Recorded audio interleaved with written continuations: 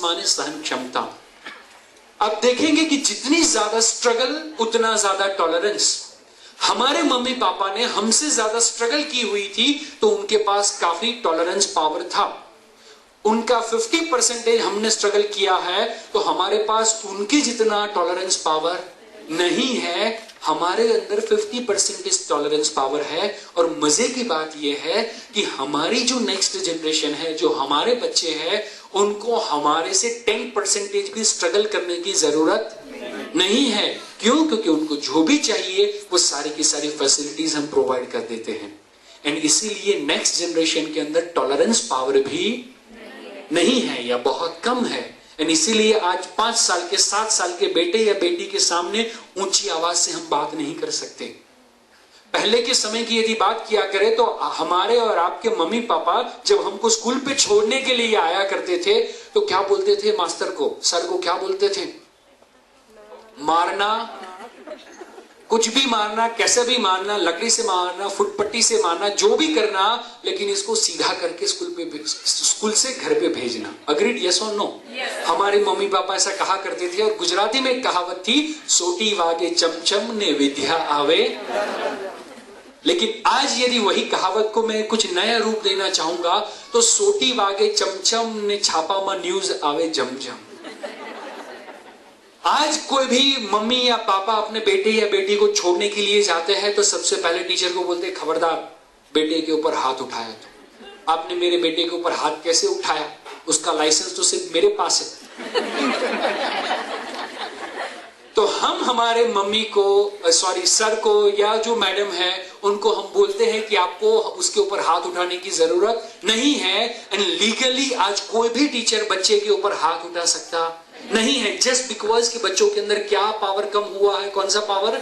Tolerance power कम हुआ है। आने वाले 5 साल तक ठहरो, 5 साल के बाद यही रूल, यही रेगुलेशन पेरेंट के लिए भी आने वाला है। 5 साल के बाद लीगली मम्मी और पापा भी बच्चे के ऊपर हाथ उठा नहीं पाएंगे। कितना मजा आएगा, बस फिर ताली बजानी रहेगी। उस समय पे सिचुएशन क्या होगी जरा सोचते हैं कि बेटा उठ नहीं रहा है, स्कूल पे जा नहीं रहा है और पापा ने 2 थप्पड़ लगा दी और बच्चे को उठाया, स्कूल पे भेज दिया। एंड पापा ऑफिस पे चले गए। बच्चा रिसेस टाइम में पुलिस पे फोन करता है कि मेरे पापा ने मेरे को सुबह सुबह में 2 थप्पड़ लगाई। फोन रखा, पुलिस पापा को ऑफिस से उठाती है, पापा लॉकअप में है। बेटे के पीछे पीछे मम्मी को भागना पड़ता है। स्कूल में मम्मी जाती है और बेटे को रिक्वेस्ट करती है, बेटा तू जल्दी से साइन कर तो तेरा बापू जेल से छूटे। एंड बेटा बोलता है कि सर ने तो 1-2 दिन तो पता चलेगा कि बच्चे के ऊपर हाथ नहीं उठाना चाहिए।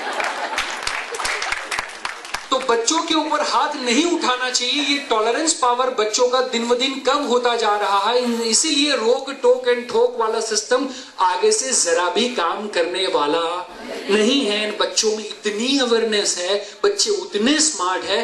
अभी की यदि मैं बात करूं तो सूरत की ही बात है। इम्तियाज भाई करके हमारे एक पार्टिसिपेंट, उनकी बेटी तकरीबन 4.5-5 साल के आसपास की, वो बाजू में घर पे खेलने के लिए गई हुई थी। एंड वो जो लड़का था उसकी मम्मी उसको बात बात पे गुस्सा करती थी, उसको बाथरूम में बंद कर देने की, उसको मारने की धमकी दिया करती थी।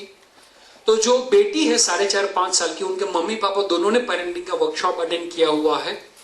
एंड अकॉर्डिंगली वो सारे टूल्स एंड टेक्निक्स फॉलो करते। तो वो बच्ची के अंदर कितनी मैच्योरिटी है। मम्मी जब वो उसके दोस्त को, उसके फ्रेंड को धमका रही थी, डांट रही थी, मार रही थी, उसको डरा रही थी, तो बेटी बोलती है, इम्तियाज भाई की बेटी बोलती है, आंटी 5 मिनट ठहरो ना। 5 मिनट? बोले हाँ 5 मिनट। 5 मिनट आप ठहरो, मैं 5 मिनट में आती हूं। तो जल्दी से भागती भागती अपने घर पे गई।